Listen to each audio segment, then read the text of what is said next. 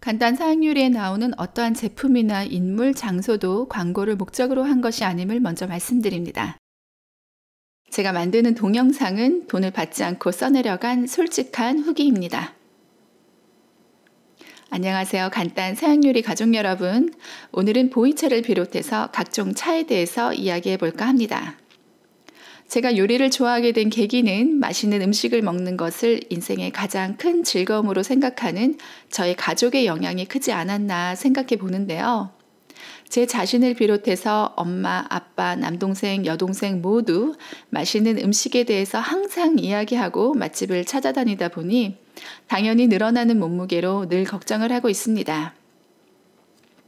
그러나 얼마 전 제 남동생이 예전보다 살이 많이 빠진 모습으로 나타났을 때 온 가족의 지대한 관심을 받게 되었는데요.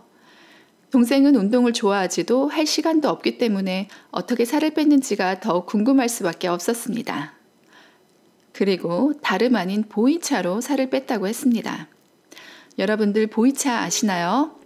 얼마 전 효린의 민박에서 이효리 씨 부부가 아침마다 민박 손님들과 보이차를 마시는 모습을 보여주기도 했었죠. 동생 말로는 살을 빼기 위해서는 쉴 새 없이 하루 종일 아주 오랜 동안 보이차를 마셔야 한다고 합니다. 저는 홍콩에서 2년간 살았던 적이 있었는데 그때 거의 매일 딤섬을 먹으면서 쉴 새 없이 보이차를 마셨던 기억이 있습니다. 기름진 음식을 매일같이 먹었음에도 불구하고 그때가 제 인생에서 가장 날씬했었던 때인 것을 기억해 보면 동생의 말에 일리가 있는 것 같습니다. 차 나무에서 채취한 잎을 뜨거운 물에 우려 마시는 것을 차라고 합니다. 녹차, 청차, 홍차, 흑차 모두 차 나무잎이 원료라는 이야기이고요. 그러니 우리가 흔히 쓰는 유자차나 인삼차 같은 말은 오류입니다. 원칙상 유자 우린물이나 인삼 우린물이라고 부르는 것이 맞지만 어딘가 어색하게 들리시죠? 그런 관습상의 이유로 대용차라는 말을 쓴다고 하네요. 이렇게 찻잎을 가지고 만든 다 같은 차이지만 녹차나 홍차 등의 구분을 하는 기준은 원료가 되는 차잎의 크기와 발효의 정도 차이라고 하는데요. 말이 발효이지 사실상은 산화라고 말하는 것이 맞다고 합니다. 김치나 치즈 등이 미생물에 의한 발효에 의해서 만들어진다고 하면 차의 경우에는 찻잎의 플리페놀 성분이 공기 중에 있는 산화 효소에 의해서 산화되는 것을 말합니다. 산화라고 하면 부정적인 느낌이 강하지만 다행히도 차 속에 있는 산화된 폴리페놀은 황산화 작용, 즉 세포의 노화를 막아주고 차의 맛에 깊이를 더해준다고 합니다. 저는 이해를 돕기 위해서 발효라는 말 대신에 산화라는 말을 사용하겠습니다. 대개 녹차는 작은 잎, 우롱차와 홍차는 큰 잎을 이용해서 만들어진다고 하고요. 찻잎을 따자마자 산화 과정을 거치지 않고 제조되는 것이 녹차입니다. 산화 과정을 거치지 않았기 때문에 녹색이 그대로 남아있고 그래서 가볍고 산뜻한 차잎의 향을 느끼기에 좋겠죠. 녹차잎에 감싼 꽃차를 보여드릴게요. 고독한 미식가에 나온 것을 보고 호기심에 구입을 한번 해보았는데요. 꽃의 향에 따라서 녹차의 향도 달라집니다. 식탁에 온통 꽃향기가 퍼지네요. 참고로 향이 좋기로 유명한 자스민 차는 녹차나 백차 또는 우롱차에 자스민 꽃향을 입힌 것이라고 합니다.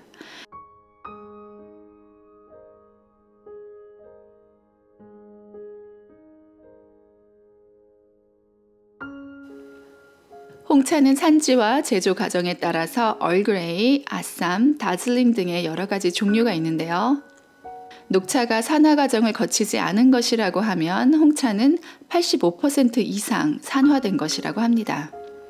산화가 되었으니 색도 붉은색을 띠게 되고 맛의 깊이도 더해지게 되는데요. 특이한 것은 홍차니까 영어로 레드 티라고 할 것 같지만 실은 블랙 티라고 부른다는 것입니다. 동양에서는 우러낸 차의 색을 보고 홍차라고 하고요. 서양에서는 차 잎이 검은색이어서 블랙티라고 한답니다. 서양에서는 레드티라고 하면 보통 남아프리카 공화국에서 재배되는 루이보스 티를 말하는 것이라고 하네요. 참고로 루이보스 티는 차나무 잎으로 만든 것이 아니기 때문에 정확하게는 차라고 할 수는 없습니다. 녹차와 홍차의 중간쯤 있는 것이 이 청차인데요. 그 대표적인 것이 우롱차입니다. 청차는 20에서 65% 정도 산화가 되었을 때 제조 과정을 거쳐서 산화가 되는 것을 멈추게 한 것이라고 해서 부분 발효차라고 합니다. 우롱차는 소화에 좋다는 말이 있죠. 위장에 좋으니 위장장애로 인해서 입냄새가 나는 분들께 좋다고도 알려져 있습니다. 언뜻 보기에도 홍차에 비해서 차잎이 덜 숙성된 게 보이시죠? 자, 그렇다면 보이차는 무엇일까요? 보통의 차 나무잎이 아닌 중국 윈남성에서 재배 또는 자생하는 대엽종 차엽으로 만들어진 차만이 보이차로 인정받을 수 있다고 합니다. 보이차는 청차나 홍차가 거친 산화 과정 이후에도 계속적으로 공기 중의 미생물에 의한 자연 발효, 숙성을 거친 흑차에 속하는데요. 보이차에 관한 이야기로 숙성 기간이 길면 길수록 맛이 깊다고 해서 할아버지가 만들어서 손자가 마신다 라는 말을 합니다. 영어로는 제조된 지역의 이름을 따서 푸얼 차라고 부릅니다. 작년에 서촌에 있는 통인시장을 들렸다가 우연히 보이차를 전문적으로 파는 카페를 발견했습니다. 메뉴판에 보니 생차와 숙차로 나뉘는군요. 생차와 숙차 모두 차잎에 열을 가하고 햇빛에 말리는 기초 제조 과정은 같고요. 생차는 그 후 발효 과정을 거치지 않고 둥그렇게 압축이 되는데요. 보이차 원산지인 윈난성 지역에서는 이 생차를 1년 안에 소비한다고 합니다. 둥그렇게 압축이 된 이후에도 자연적으로 숙성이 계속 되는데 사실 이렇게 자연적으로 숙성이 된 생차가 가치가 높다고 합니다. 저희가 보통 마시는 보이차는 숙차인 경우가 많다고 하는데요. 숙차는 차잎에 열을 가하고 햇빛에 말리는 기초 제조 과정 후에 다시 가압적으로 수분을 더해서 발효 과정을 촉진시키는 것이라고 합니다. 다른 문화권에서 보이차에 대한 관심도가 높아지자 숙성이 된 보이차의 생산량을 늘리기 위해서 인공적인 방법을 쓰기 시작했다고 합니다. 그러니 비록 숙차가 보편화되어 있음에도 불구하고 생차를 전통 보이차라고 하시는 분들이 많습니다. 이렇게 펄펄 끓는 물을 부었다가 바로 따라내는 세차 과정을 거칩니다. 세차를 하면 차에 묻어있는 먼지 등이 씻겨 내려지면서 동시에 카페인도 많이 제거가 된다고 합니다. 차에 있는 카페인은 처음 30초 동안 가장 많이 우러나온다고 하네요. 그래서 이런 세차 과정을 거치는 이유로 보이차가 홍차에 비해서 카페인이 적다고 말씀하시는 분들도 계십니다. 제가 좋아하는 말 중에 오스카 와일드의 Everything in moderation, including moderation 이라는 말이 있습니다. 대충 해석을 해보자면 모든 것의 중용을 지켜라, 중용도 포함해서 정도 될 것 같은데요. 넘치는 것은 모자라니만 못하다고 하죠. 살을 뺀다는 이유로 또 다른 건강상의 어떤 이유라도 너무 지나치게 차를 마시는 것은 몸에 좋지 않겠죠. 예를 들면 홍차는 칼슘 섭취를 방해하기 때문에 지나치게 홍차를 많이 마시면 칼슘 결핍이 생긴다던가 보이차를 남용하면 몸의 면역력이 떨어지고 위장장애가 온다고 합니다.